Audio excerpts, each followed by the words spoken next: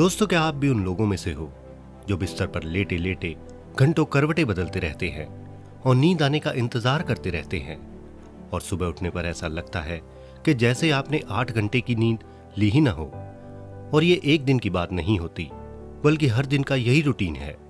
और धीरे धीरे यही रूटीन तुम्हारी प्रोडक्टिविटी, मूड और सफलता के बीच एक दीवार बनकर खड़ा हो जाता है। क्योंकि एक ऑब्वियस सी बात है कि एक अधूरी नींद के साथ थके हुए आदमी से तुम और क्या ही उम्मीद कर सकते हो। वहीं इसके बिल्कुल अपोजिट, दुनिया में सबसे ज्यादा काम करने के साथ साथ सबसे ज्यादा हेल्थी और सबसे लंबी उम्र रखने वाले जापानीज लोग महज कुछ घंटे सोकर पूरा दिन एनर्जी से भरे रहते हैं।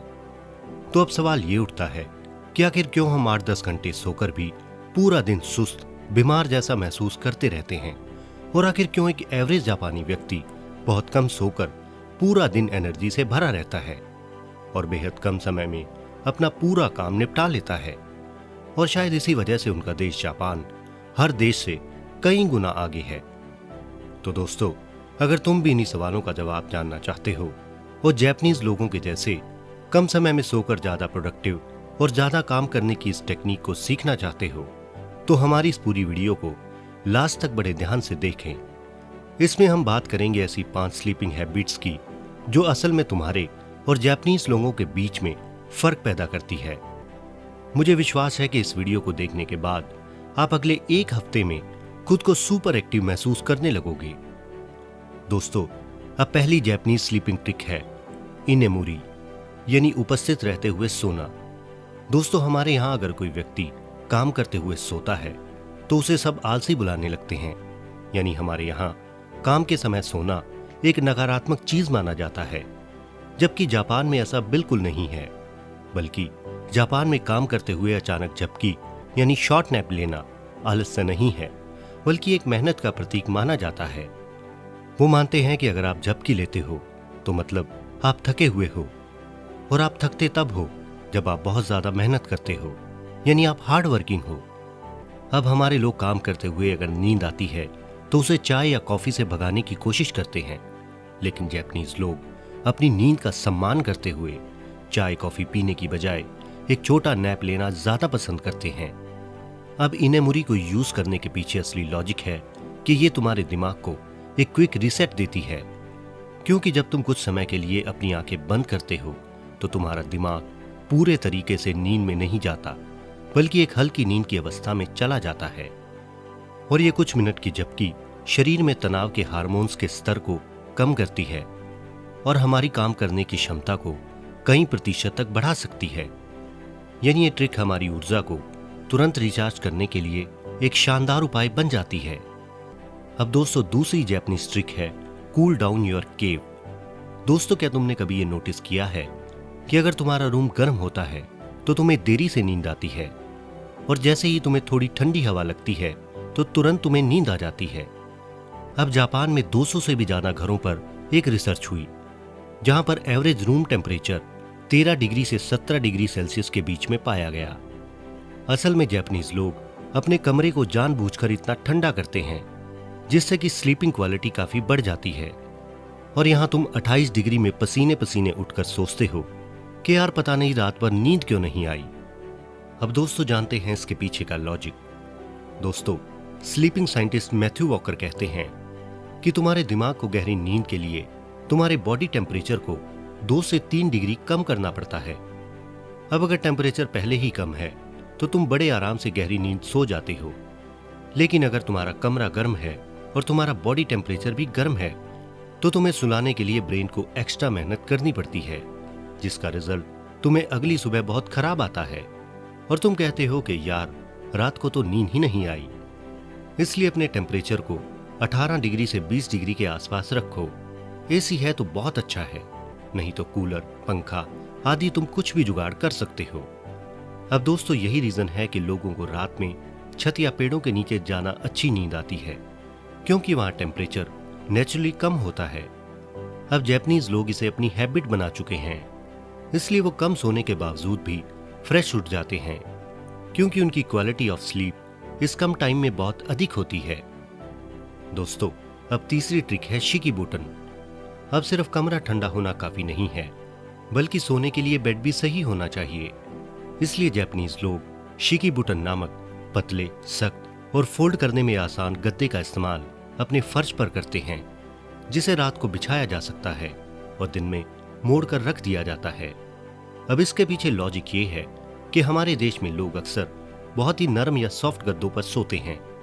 हम सोचते हैं कि जितना अधिक गद्दा नरम होगा उतना ही ज्यादा आरामदायक होगा, लेकिन सच्चाई तो ये है कि ये नरम गद्दा हमारी रीढ़ की हड्डी को उसकी प्राकृतिक एस शेप में नहीं रहने देता और इससे हमें पीठ में दर्द यानी बैक पेन और रात भर करवट बदलने की समस्या हो सकती है।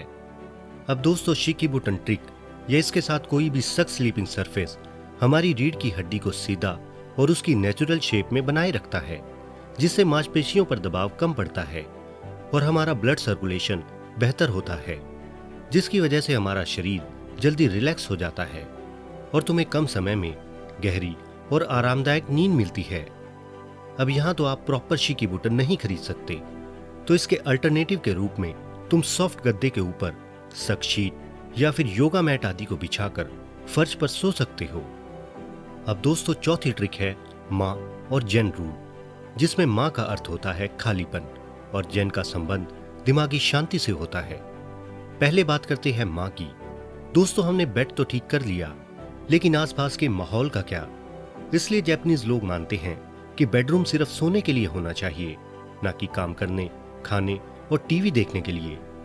उनका मानना है कि एक अव्यवस्थित कमरा एक अव्यवस्थित दिमाग को जन्म देता है और टीवी, मोबाइल आदि से निकलने वाली लाइट भी हमारी नींद को बुरे तरीके से अफेक्ट करती है। इसलिए जहां वो सोते हैं उस कमरे को जितना हो सके खाली रखते हैं और मोबाइल, टीवी आदि का यूज सोने से 1 घंटे पहले बंद कर देते हैं।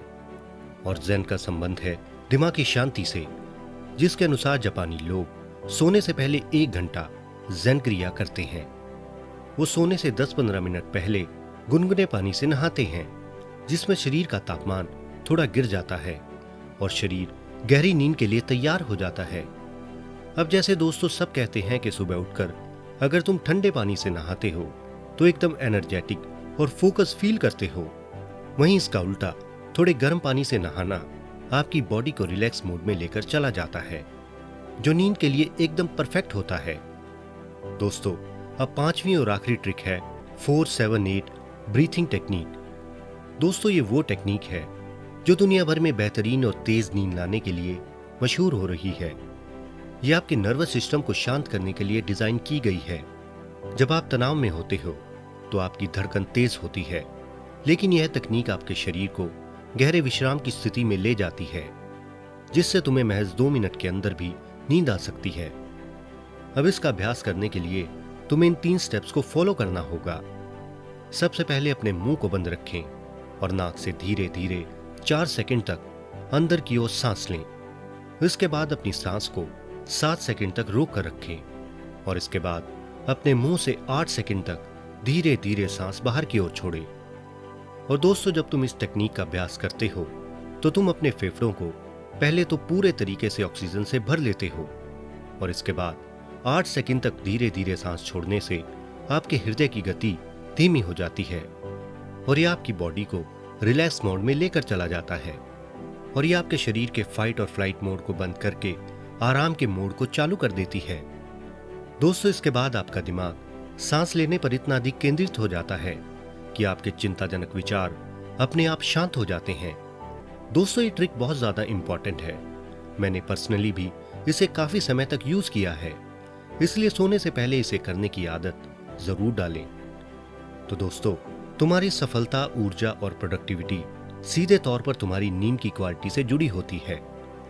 अब जैसे इन 5 ट्रिक्स का यूज करके जापानीज लोग बहुत कम समय में अच्छी नींद ले पाते हैं और इसीलिए वो दुनिया में सबसे आगे निकल पाते हैं, ठीक वैसे ही तुम्हें भी इन 5 ट्रिक्स को अपने जीवन में उतारने की पूरी कोशिश करनी चाहिए। और दोस्तों, अगर तुम इन्हें एकदम अडॉप्ट ना कर सको तो जापान में एक शब्द यूज होता है काइजेन, जिसका मतलब है निरंतर सुधार, जिसके अनुसार अगर तुम किसी आदत को या किसी बदलाव को अपनाना चाहते हो तो एकदम 30% करने की बजाय हर दिन 1% का छोटा सुधार करो, जिससे ना तो तुम्हारे दिमाग पर कोई एक्स्ट्रा बर्डन पड़ेगा और तुम बड़ी आसानी से किसी भी आदत को छोड़ भी सकते हो और अपना भी सकते हो। तो दोस्तों, अगर आपको वीडियो और जानकारी अच्छी लगी हो तो वीडियो को लाइक और चैनल को सब्सक्राइब जरूर करें और ऐसी ही अच्छी वीडियोस देखने के लिए बने रहें इस चैनल के साथ, क्योंकि हम ऐसी ही अच्छी वीडियोस और अच्छी जानकारियां इस चैनल पर लाते रहते हैं। तो मिलते हैं एक नई वीडियो और एक नई जानकारी के साथ। धन्यवाद।